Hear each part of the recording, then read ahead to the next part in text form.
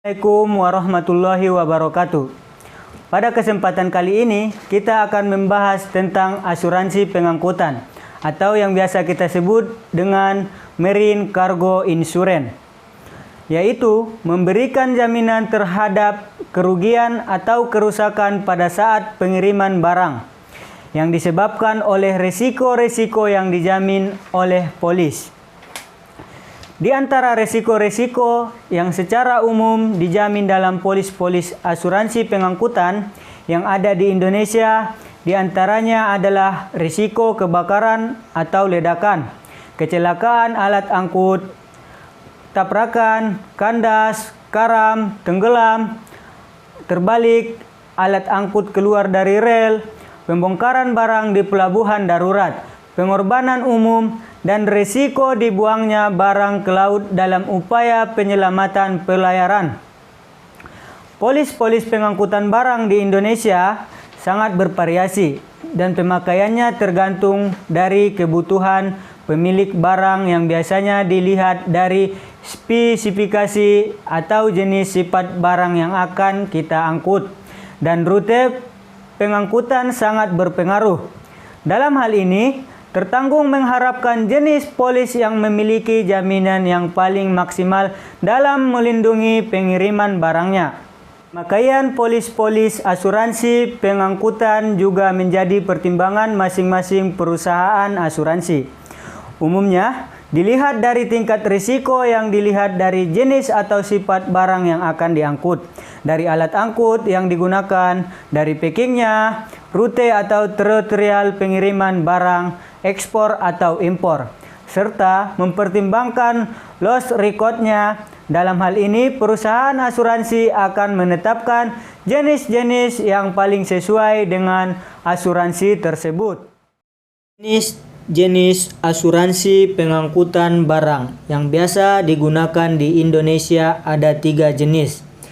Jenis yang pertama, Institute Cargo Clause A atau biasa disebut dengan ICCA. Yang kedua, Institute Cargo Clause B atau biasa disebut dengan ICCB. Yang ketiga, Institute Cargo Clause C atau biasa disebut dengan ICCC. Institute Cargo Clause A yaitu memberikan jaminan kerugian atas muatan terhadap segala jenis risiko atau all risks, kecuali risiko-risiko yang dikecualikan sebagaimana tertera dalam ICCA.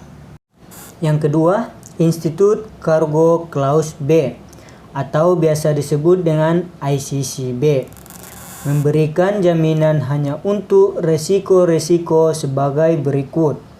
Yang pertama, kebakaran atau ledakan. Yang kedua, kapal atau perahu kandas, tenggelam atau terbalik.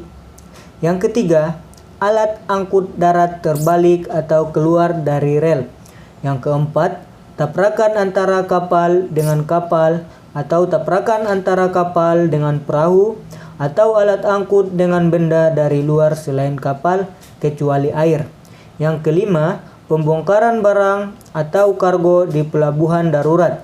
Yang keenam, bencana alam misalkan gempa bumi, letusan gunung berapi atau petir.